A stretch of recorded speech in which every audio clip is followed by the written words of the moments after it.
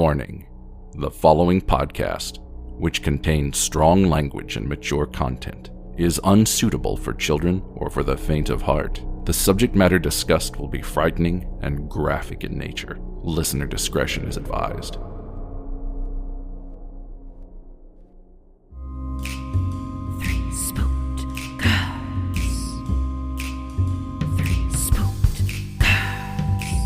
When you want to hear about the paranormal, you get the Spooked Girls. True crime that makes you hypothermal. With the three Spooked Girls.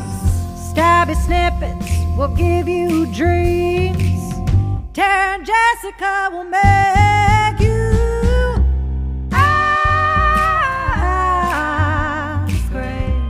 along with the Spooked Girls.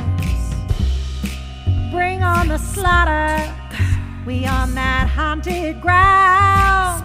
Spooked Girls. The three Spooked Girls.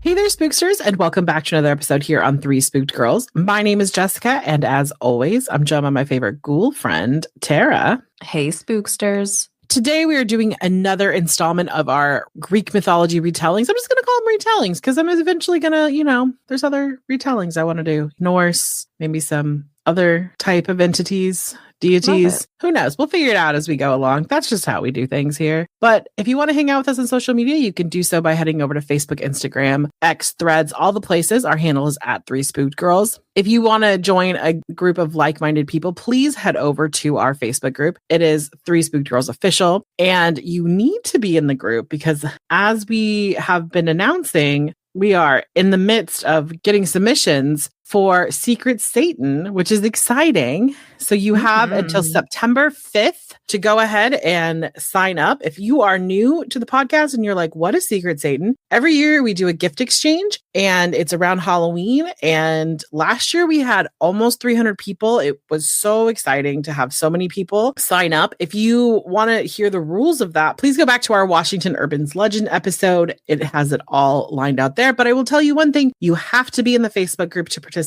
There's no sharing the link. You have to be in there because it's kind of how we communicate, how everything is happening. And that episode has a complete detailed outline of what the rules are, what the expectations are. Everything is there. So definitely check that out if you haven't. And then once you get into the Facebook group, all of those rules and expectations are part of the post. Go ahead and give that post a like, go drop your name, say I'm excited, interact with it just so that we can kind of I'm curious to see how many people are interested in signing up this year. For sure. Definitely get a gauge of that. You do not want to miss it. Once the deadline closes, the deadline closes. We do not make exceptions. We don't open it up because you missed. We're really sorry. It's not fair to those that we end up having to say no to later. So it's just once it's closed, it's closed. Mm-hmm. We hope you sign up and we look forward to seeing all of the posts that come from this. We will do a thread where everyone can post their boxes or their gifts or whatever they receive. Please make sure you at least reach out to your gifter and say thank you, whether it's directly or in the Facebook group, because a lot of times people don't feel comfortable posting on the thread the gift they got. That's totally fine. Nobody is making you do that, but please reach out to the person that sent you the gift and say thank you because, that's polite. And it also alleviates their worry when they think of like porch pirates and things like that. Mm-hmm. So please make sure you at least thank the person who sent you a gift. Also, a new rule this year, I just want to highlight again, is when you send your gift, whether it's via flat mail, whatever it is, and you get some sort of tracking number, please go ahead and send that to us at the email that we sent you your information at. We want to be able to give that to your person so that they can keep an eye out because porch pirates are terrible. And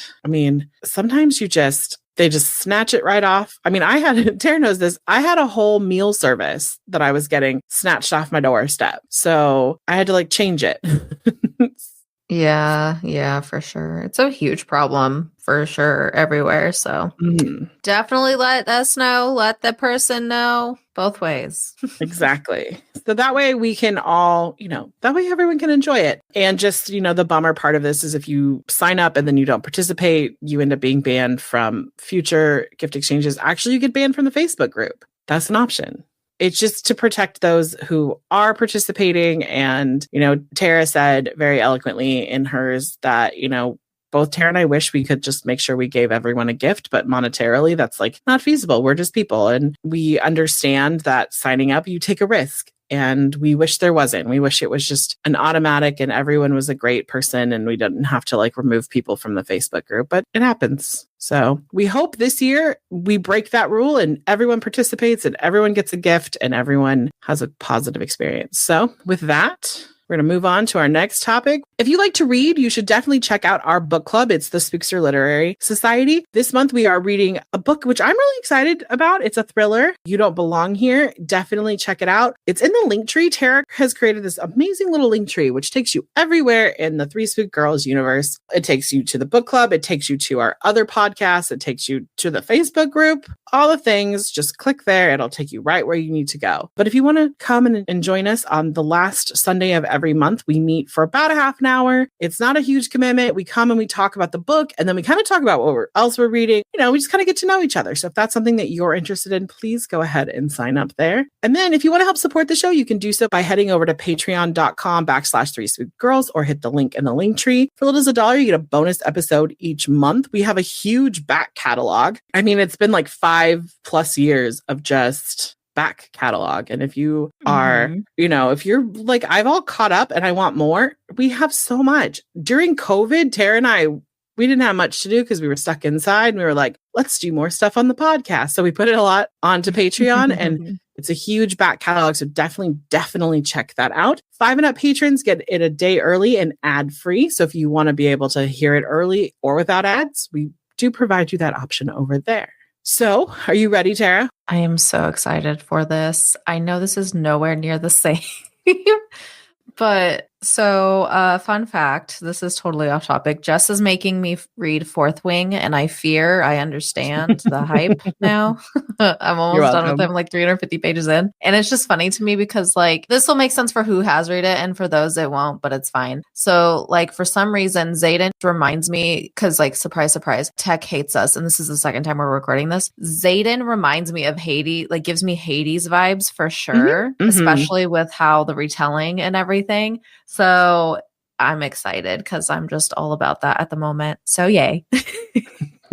Actually, this makes total sense because if someone were to be like, who is your book boyfriend right now? It would be Xaden Ryerson. But with that, we're going to dive into Hades and we're going to talk about this misunderstood man. He wasn't always the brooding king of the dead. Once upon a wine-soaked Olympus, Hades was just another immortal with a throne that no one wanted and a family that left him unread in the group text. You know that his family members were like, oh God, Hades is coming. Someone ignore him. But don't you pity him because he built a kingdom out of shadows and sarcasm and traded gold for ghosts and made the underworld the hottest after party in mythological history. This isn't the tale of a villain. This is the origin story of a man who made death desirable. And no, he doesn't need your approval, just your soul, darling. Also, Hades is like the original Zaddy. He is why I have an obsession with morally gray men, hence why we were talking about Xander Ryerson. If you haven't read those books, you're like, what the fuck? Basically, he a big broody man who likes to do questionable things, but for good reasons. Always a good reason. Yes. But yeah.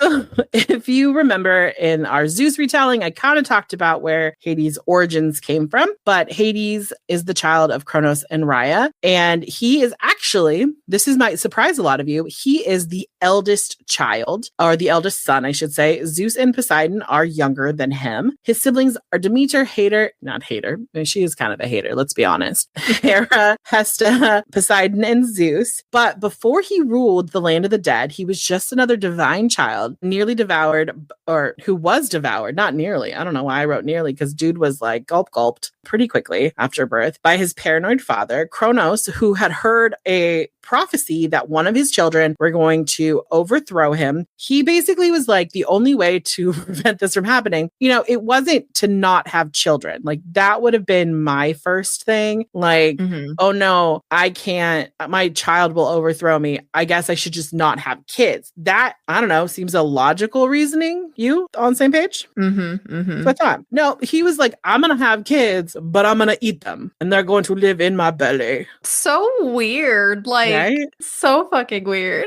Also, dude was just like walking around for like a decade plus, just babies. A bunch of people in him. Right. And they grew in his stomach. And granted, they grew faster than like normal babies. Did he just look like Octomom or like John and Kate +8? Remember, like the big ass bellies? Is that like what he's looking like? I don't know. I have not ever come across something that was like Kronos looked like. I don't know. Did he have to wheelbarrow his belly around? Like, I'm really confused. I have a feeling it's magic. So I'm assuming that they were just like inside him and he looked normal. I bet this is like Magic School Bus where they're just like super microscopic tiny. And then when they come out, then they're back to normal size. Yeah. I'm going to just go with that. But remember, Raya was like, I'm fucking done with this shit. Like, I'm pregnant. He got me pregnant again and he's going to eat my baby. So she gave Zeus. If you want to hear that story, go listen to the Zeus episode. But because Zeus wasn't like eaten and he ate a stone, Zeus was able to grow up and then basically force his papa to throw up his siblings, which they came up in like reverse order. So he had eaten a rock. Could you imagine this too? Also think about this from the perspective of the other 5 Olympians who were in Kronos' stomach. All of the older ones are like sitting there and they're staring at it. And then they probably could hear too. Because, you know, we talk about babies in wombs could hear. I'm assuming in a stomach you could hear as well. Talk about a bad digestive system where you're not digesting them. But again, that's probably magic. But then they just see like a stone come in and like you can just be like, the fuck? And so he made him throw up all of his siblings and they were full grown. And as you could imagine, they were fucking pissed. I don't know about you, but I would be really pissed if my papa swallowed me as an infant. And that is where could you imagine going through like puberty and you're just like, no, other people. And then also it's like when he ate food. Right. Is the the food just like raining down on them? Like what's happening? Is this a mama birdie, baby birdie thing? I have so many questions. Oh, like the food came pre-chewed. Damn. Because they don't have umbilical, they don't have, they're not attached because they got eaten as babies. Right. Oh, and then God. I think we're questioning it too much. We just have to say it's magic and leave it alone. Right. This is the type of thought that, like, if I was elevated, I'd be like in a spiral the rest of the day. I'd be like, right. What did they eat? Okay. So after they were vomited up, they went to war with their papa and his group for 10 years. They waged war against the Titans. It was called the Titan Alchemy. Basically, the young Olympians were like, we cannot kill Papa Cronus. We must get help. So they got allies, which were Cyclopses and these like 100-handed giants, which, you're going into battle and you want to like arm a 100-handed giant. That's quite convenient. For sure. I don't know how they fight. And like, I just assume at some point, some of those arms are weak or hands are weak, but also their hands. They didn't say arms. They said hands. So stop. My brain hurts. We're just gonna question everything today. That's fine. Guys, Jessica has ADHD. Like the first time we recorded this, I had no questions. My ADHD is running rampant today. It's like, ooh, squirrel. Ooh, 100-handed. Does it mean 100 arm or just hands? How many arms? How many hands per arm? Was it like 50 and 50? Was it like 100, like 99 on one arm and like one on the other? Oh, is it like this is my strong hand. That's a scary movie too. Oh yeah. Which, okay, so these two creatures, these two mythological beings, their groups helped win the war, because that's a spoiler. It's not really a spoiler. We know that they won. How else would they be in charge? So the Cyclopses were like, oh my God, thank you for letting us play along and be part of this. We're going to give you the Helm of Darkness or Helm of Invisibility. And they gave it to Hades, and it basically helped win the war. It's a helmet. If you don't know what helm is, it's a helmet, and it basically gives Hades the ability to be invisible or in the darkness. But once they defeated them, they sent them all to Tartarus, which is like a special place in hell. Like, so if you were Greek and you wanted to say, like, you know how we say like there's a special place in hell for like pedophiles or whatever, like we always kind of throw that there. This would be Tartarus. You would say like there's a special place in Tartarus for you, because it's like you go there. And gotcha. This is where, But then the 3 boys, because this was a patriarchy, not a equality for everyone. Even though a lot of the other jobs, like the women Olympians, like the big 13, some of those were like women. Like Athena, the goddess of war. Mm-hmm. So power to her. So once the Titans were defeated and were gone to the bad place, the three brothers divided up the cosmos, which was Zeus to the sky, Poseidon to the sea, and Hades to the underworld. And a lot of people thought, oh, God, Zeus and Poseidon tricked Hades and he got the shit end of a stick. He did not. He actually saw this as not a punishment, but a rightful and powerful domain. Hades became the king of the underworld, not as a villain, but as a savior. So let's talk about the different parts of hell. Big smile at this point, because basically, I think the thing is that you shouldn't think about the underworld as hell. It's just a different land, if that makes sense. Mm-hmm. Mm-hmm. Not quite as great, but it's also not as bad. So here are the regions of the underworld. We've talked about Tartarus, which is the prison and basically where the Titans go. And if you were a very bad person, you get sent there. Also, fun fact, if you go there, Hades, like, you know, he's a grumpy man. Let's be honest. He's got a little grump to his step. And if he's feeling particularly like curmudgeon-y that day, he goes there, picks a bad guy, and tortures the shit out of them till they re-die. And then they boop, pop right back up. It's kind of like punching one of those like inflatable, like, you know what I'm talking about? Like those punching dummies that are like inflatable and it like falls down and pops right back up. Right. Mm-hmm. That's what he does there. And he does wicked things. There's a book series by Charlotte St. Clair, who I love. It is the Touch of Darkness series. It's written from two POVs. One is Persephone, one is Hades. Definitely read them. You can read them in tandem. I used to have a tandem read guide for them. I didn't read them that way because I had, spoiler alert for Jessica's life, I had read all of the Touch of Darkness series and then was like, what are these other books that are like from Hades? And it was like, oh, these are not like a different storyline. This is the same storyline. And eventually the book series has ended. Tara was there when I mourned that. I was very sad because I was like, no, it's over. There's no more. It wrapped up nice and really great. And I was happy with the ending. So that's good. But I was sad because there was no more. But eventually the point of views come together. But I do highly recommend it. It's really good. But there's a lot of scenes in there where he gets really cranky because people have touched his Persephone and then he punishes them even though they're dead. Over and over and over again. And at one point, he lets Persephone punish them because he is an equal opportunity husband or fiance.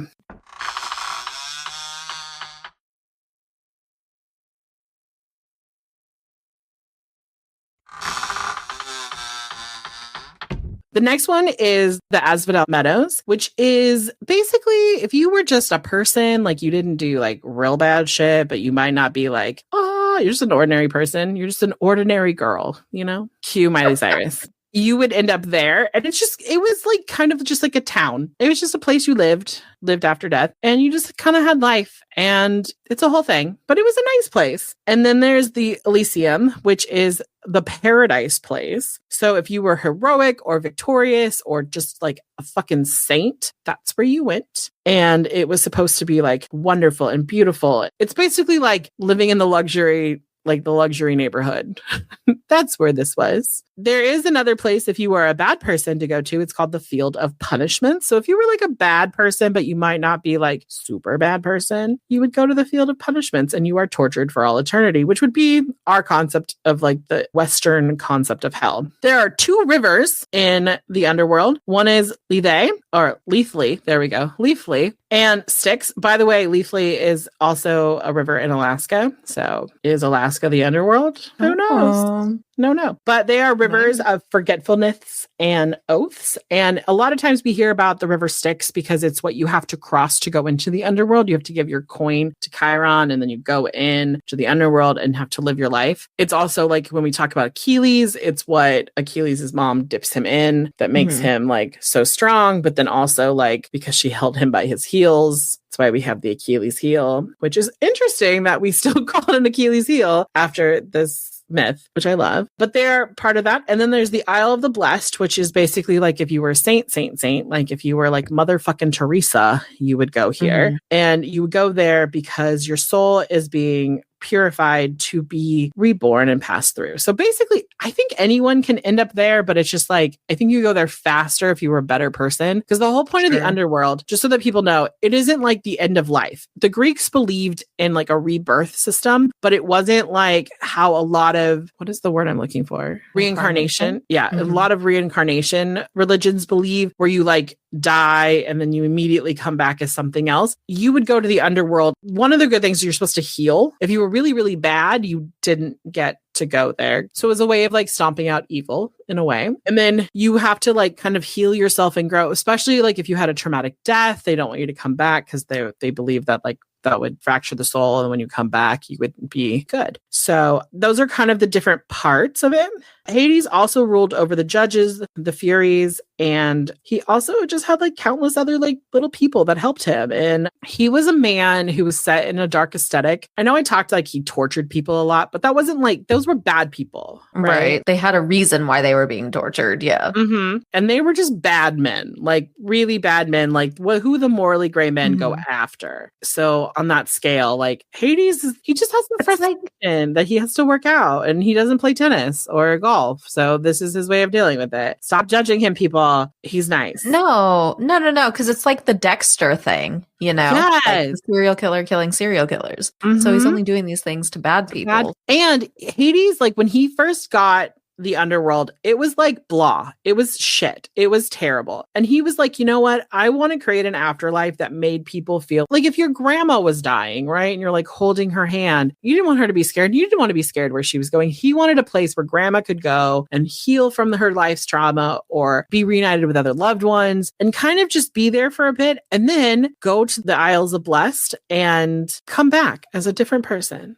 So a lot of people do equate him to the devil, the Christian version of the devil. He is not. He's just my morally gray, handsome man. So I like him a lot. Now, I mentioned someone earlier. Her name is Persephone. That is his wife. And don't get it twisted. Hades had some lovers, and we will talk about them in a minute. But it's controversial because we look at this through a 21st century lens. If you know anything about the Greeks, they're extremely incestuous. Like I said that. They prefer to find their family. They just want one tree. Yeah. It's like, it reminds me of like, obviously not so much now, but like how the royals, like the royal family would marry like distant cousins and things like that, and not so distant cousins. But yeah, that's kind of what I equate it to with the Greeks for sure. Yes. So Persephone is the daughter of Demeter, who, if you remember, is one of the original 6 Olympians. It is Hades' like full blood sister. And it's just kind of like, there's a couple stories. So like it basically kind of always is that she was in a field picking flowers because she is the goddess of spring. So she is the goddess of rebirth and growth, which kind of makes sense that she would end up with Hades because, and I want to point this out, he's not the god of death. He's the god of the dead. The god of death is Thanatos. Always misconstrued. I'll talk about Thanatos in a minute. But Hades being the god of the dead makes sense because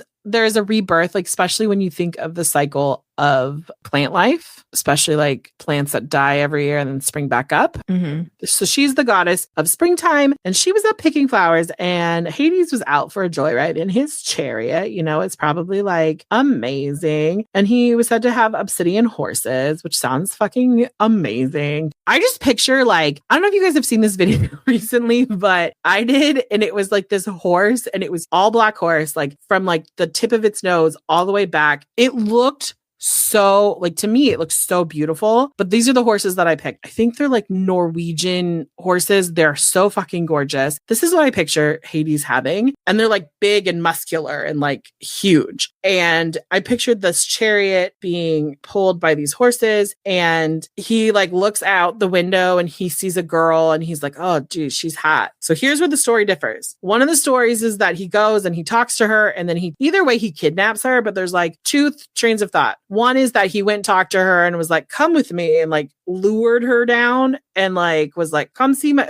you want to see my coin collection? Like that kind of shit. Right. And then the other thought is that he was just driving by and like grabbed her and took her to the underworld. Well, Persephone's mama not happy. So she literally was like, fuck you, give me back my kid. And because Demeter is the goddess of harvest, but also can control the weather, she created the first ice age and froze the planet. So it was, in my opinion, fucking crazy, right? Like it was absolutely crazy. She just like froze the whole planet because she was mad her daughter had gone off with this boy or man. technically her brother. And it basically killed all the crops. People were starving to death. People were freezing to death. It was not a good time, which I think is a really interesting thing because this is how the Greeks portrayed the first ice age, like why it happened. This is very commonplace with the Greeks. They're like, this event happened. It had to be the gods. Here's the story of why it happened. Eventually, Zeus sent Hermes down and was like, bring Persephone back. But she had eaten 6 pomegranate seeds, which bound her to the underworld, which made Persephone's mama real mad. So a bargain was struck. I just kind of picture like all these Olympians sitting around like a big table and Persephone has like no say in anything. Cause like a lot of people say that Persephone didn't like Hades. Persephone loved Hades, like loved Hades. So a deal was struck and that she would spend 6 months with Hades and 6 months with her mother. And thus the seasons were born. So during the spring and summer, Persephone is with her mama. She comes up from the underworld and the world is just like, hello, and just blooms because it's so happy she's there. And then it goes into summer. And this is when like planting has happened. If you're a gardener, you're planting shit right now around this time, summertime. And then Persephone returns to the underworld and you've harvested, everything comes up and starts to die away. And then Demeter's really sad because her daughter's been gone for 3 months and she gets depressed and then she freezes the world and we have winter. And then she comes back up and then it starts all over. So now we have seasons. So when it's really fucking hot in October, you can be like, Persephone, it's time to go back to your mama. We are done with this bullshit. You've overstayed your welcome here on Earth. Please go back. If it's hot, don't you mean she needs to go to Hades, not to her mom? Because you said the opposite. No, yeah, you said the opposite. If it's hot, oh, you're right. You're right. Never mind. You are correct. Okay. Well, you need to go back to Hades. You're right. She needs to go back to Hades because then it can start to cool off. But then if it's too long of winter, that's where I think my point should have been is that if she's come back. Yeah. Like if it's like May and still wintry, be like, bitch, get back. Mama is mad. We are tired of wearing coats. It's cold. I'd like to put on a t-shirt. Thank you. But yeah. So it basically describes how this whole situation with Persephone is how we have like a balance in nature. But Persephone was not his only lover. He had a few. He had one, her name was, I forgot to write it down, but basically they were like lovers and she kind of cheats on him a little bit and says that like she's the best he's ever had. So he fucking turned her into a tree and just left her for the rest of the world, all time. Just like toodaloo, right? Hades is like, he's a petty boy. I love him. And then he had this lover before named Minth. So it was kind of like they were lovers and then they stopped being lovers, but like she kind of was a nymph and she kind of worked for Hades and whatnot. She kind of got a little too big for her britches. This is after Persephone and Hades are married and she is talking shit. She is like, I am the best lover Hades has ever had. He loves me the most. He said I was the best he's ever had, blah, blah, blah. And Persephone, who, is good with plants, went, your name kind of sounds like mint. Bitch, you a mint plant. Boom, boom. I love this for her. I love it for her. In the retelling that Charlotte St. Clair does, Hades is not mad. By the way, Hades is never mad at anything Persephone does. He's like, yay, that was toxic, but we love it. Good job. Right? That's my wife. That's my wife. For sure. He's very proud of her. But in the retelling, Persephone ends up taking Minth back to her apartment and puts her on the windowsill and like keeps her. Stop it. Oh, Hades is like, I'm sure you had a good reason. I understand. I understand it. Yeah. In the retelling, I think it's like she portrays them by like leaking a photo of them because in the retelling, they're not in their like their god or goddess form. They're like ethereal form. They're in like, they have human forms. But then one time they decided to do it in their like ethereal form on a balcony. And Minth was like, click, click with my little iPhone. And then leaked that shit out. And yeah, fucking deserved to be a mint plant. Yeah, I mean, can totally see why she did it. It's great. I really recommend the series. It's really good. It is a spicy series. So if you're like, oh, I just like mythological retellings, be prepared. They do it a lot. Like, and more the series goes on, the more they do it. Makes sense. So let's talk about the characteristics of Hades. He is a figure that is considered to be dignified. He's kind of like the silent authority. Unlike Zeus, who's like thunderous, and Poseidon, who does his earthquakes when he gets upset and like, kind of like causes tsunamis and shit like that. Hades very rarely gets like thunderous, but he can. And it's generally at just corrupt people. But he also is described as just. So everything that he does has like a justification behind it. Whether that is a toxic justification or not, we are not here to judge because he is the judge. Remember that. True. He over them. His symbols, if you were to see it, are the helm of darkness or that helm of invisibility, a two-pronged spear, Cerberus, like his puppy, which, you know, if you watched Harry Potter, Fluffy would be a Cerberus type dog. Then the Narcissus flower or the cypress tree, because he turned that nymph into a cypress tree and was like, so it became his thing. And black horses and chariots become his symbol as well. The Greeks used to refer to him by a different name, but then they started calling him Pluton, which means the wealthy one, because before they were kind of calling him like the evil one or like the dark one. And people were like, wait a second, he don't like that. Let's flatter. Let's just send him a flattering nickname. And so they did that. And a lot of times on Earth, when he is referenced to like his riches, he is seen to have minerals and jewels, and his soil is always fertile. So he has beautiful, luscious crops, which probably has a lot to do with the fact that his wife can grow them. Now, like any good morally gray man, there's a cult that followed him. He didn't like temples or anything like that, but he did have an underground movement that was all about him. And he did such good things. Like he was there and justified and helped the dead. And they would have festivals like spirits in the world. And I'm here for an underground cult that's like not really doing anything terrible, but just like worshiping a morally gray man. I mean, I feel like that's just me in my bed reading books, but like, but yeah, where Hades pops up in literature and pop culture in Homer's books, which he put a lot of information out about the gods. Homer is a Greek philosopher. Hades is mentioned in the Iliad and the Odyssey. He's also in like, there's a whole book, like book 11 of the Odyssey is like just about the underworld. Like I mentioned, he is also depicted as a Roman god, the Roman god of Pluto. So technically he has his own planet, but like, you know, it's little, but it's very far away and sometimes not considered a planet. Unfortunately, I don't think it's a planet at this moment. So tune in next week. We'll find out. I'm kidding. It won't be. It takes a long time. In modern culture, he is kind of depicted in a lot of different things. One of my favorite Disney movies is Hercules. I actually have a Hercules tattoo on my arm. It's the Fates cutting the string. There is a book series called Lore Olympus, which Hades and Persephone are prominently featured. And then there is the Hades town. And there's just a bunch. But he is, you know, he is basically perceived as like the bridge between life and death. And that it kind of makes him in this like he's kind of a liminal character in between. He's not really death. He is the god of the dead. So it's like where you go once you die. I mentioned earlier, there is another god who is the god of the dead, or the god of death, I should say. There is another character who is the god of death. That would be Phantios. He is brothers with Charon, who is the boatman who brings you from the gates of the underworld over the river Styx that you have to give your little coin to. And that guy is the god of death. And when you die, he is depicted as the Grim Reaper who shows up and comes to get you, but he just works for Hades.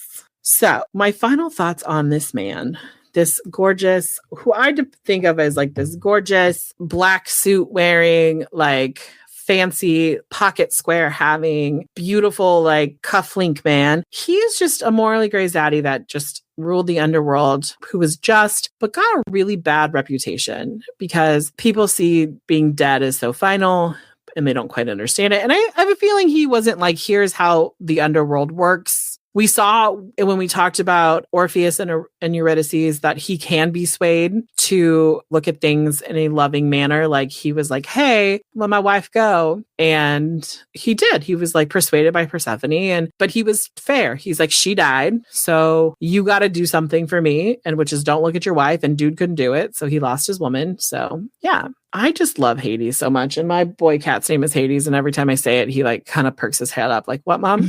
What are we doing? Not for you, sir. Not for you. And fun fact, Freya's middle name is Persephone. So if they had not been siblings, they probably would have been Hades and Persephone's. But this is not a Targaryen household. We do not encourage that. So no. No.